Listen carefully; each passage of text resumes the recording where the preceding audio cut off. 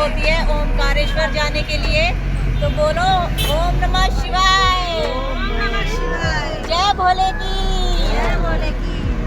तो आज पहुँचते हैं ओमकारेश्वर के दर्शन करते हैं और सब तैयार है, सब बैठे हैं। इधर मेरी बेटी सोना।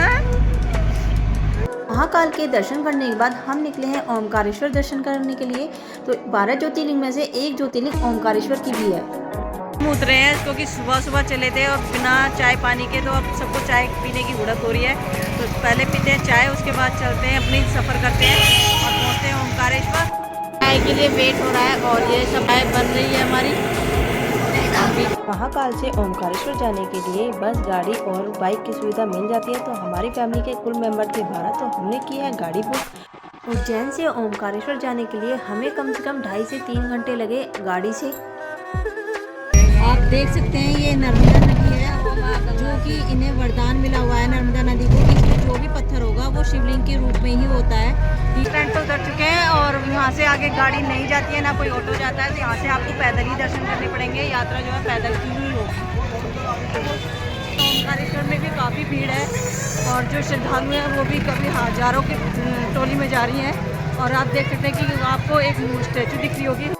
आप अगर ओमकारेश्वर जाने की सोचे तो मैं आपको बता दूं, दिवाली के बाद जो 14 पड़ती है वहाँ पर मेला लगता है ओमकारेश्वर में। तो इस वजह से काफ़ी भीड़ रहती है वहाँ पर। ऐसा माना जाता है कि ओमकारेश्वर में 35 कोटि देवी देवताओं का वास है। ममलेश्वर और ओमकारेश्वर दोनों ज्योतिर्लिंग एक ही मानी गई हैं। अगर आप दोनों के दर्शन करते हैं तब जाकर आपके एक ज्योतिर्लिंग के दर्शन संपूर्ण माने जाते हैं। ये नर्मदा नदी है और यहाँ के जो घाट हैं वो बहुत ही सुंदर दिखने में है, बहुत ही अच्छे लगे। नर्मदा नदी पार होकर ही आपको इधर ये दर्शन के लिए जाना है। नर्मदा नदी के पुल से ही आपको ओमकारेश्वर मंदिर दिख जाता है, क्योंकि बिल्कुल घाट पर बना हुआ है। आपकी जानकारी के लिए मैं बता दूं कि ओमकारेश्वर से ममलेश्वर के दर्शन के जाने के लिए 2 रास्ते हैं। एक आपका झूला पुल से जाता है और दूसरा आपका पत्थर से बना हुआ एक पुल है। दोनों ही रास्ते ममलेश्वर तक जाते हैं। तीसरा आप बोटिंग के द्वारा भी जा सकते हैं। बोटिंग से मैं आपको बता दूं 20 रुपये पर पर्सन चार्ज लगता है। की जानकारी के लिए मैं बता दूं कि 14 पर मेला लगता है ओमकारेश्वर में, तो हमें तो काफ़ी भीड़ का सामना करना पड़ा। यहाँ भी आपको वीआईपी दर्शन के लिए बोला जाता है, पर कोई फ़ायदा नहीं होता है, क्योंकि ओमकारेश्वर ज्योतिर्लिंग शीशे में पैक है। आपका कोई फल फूल नहीं चढ़ता है वहाँ पर। आप देख सकते हैं कि यहाँ पर कितनी भीड़ है और जो है अभी 12:30 बजे मंदिर में पूजा हुई थी, आरती हुई थी, तो इसीलिए यहाँ पर भीड़ जमा हो गई। और वो 1-1:30 बजे जो है कपाट खुलते हैं दोबारा से दर्शन के लिए। ओमकारेश्वर शिवलिंग पर आपका कोई भी फल फूल प्रसाद नहीं चढ़ाया जाता है। अगर आप चलती हुई लाइन से जा रहे हैं तो आपको 5 सेकंड के लिए दर्शन करने के लिए मिलेंगे, और अगर आप वीआईपी टिकट लेते हैं तो आपको 10 से 20 सेकंड का टाइम मिल जाता है दर्शन करने के लिए। वहाँ पर बहुत भीड़ थी, आप देख सकते हैं कि हमें जहाँ बाजार लगा हुआ है बाहर, वहाँ तक भीड़ थी और वहाँ तक लाइन लगी हुई थी। और छोटे बच्चे के साथ तो हम बहुत परेशान हो गए वहाँ तक। सबसे अच्छी बात लगी कि यहाँ पर प्याऊ लगा हुआ था, आपको पानी की सुविधा दी जा रही थी, पानी पिलाया जा रहा था। वहाँ के लोकल लोगों से हमें पता चला कि जो ममलेश्वर में शिवलिंग है वहाँ से उठकर ही ओमकारेश्वर में स्थापित की गई है, तो आपको दोनों जगह दर्शन करने के लिए मिल जाते हैं। फाइनली हम अपने भगवान के, अपने भोलेनाथ के, अपने ओमकारेश्वर के दरबार पर खड़े हैं और पहुँच चुके हैं, अपने उनके दर्शन करेंगे। तो देख सकते हैं आप कितनी भीड़ है यहाँ पर। काफ़ी पुराना और प्राचीन मंदिर है। अगर आप ध्यान से देखेंगे तो ये जो खंभे हैं सभी के ऊपर मूर्ति बनी हुई है चारों तरफ।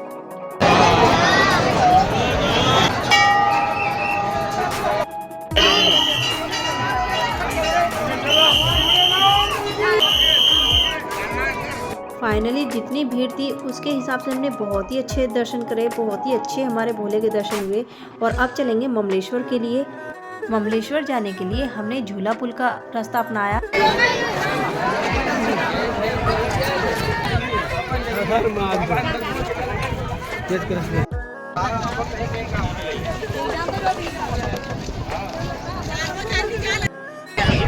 इधर से ये रास्ता आ रहा है और यहाँ पे होते हैं प्राचीन मंदिर है एक ब्रह्मेश्वर महादेव का।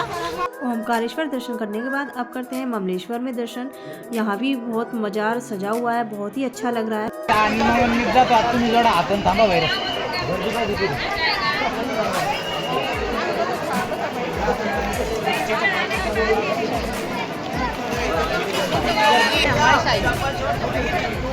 चला आपल्याला मंदिरात जावं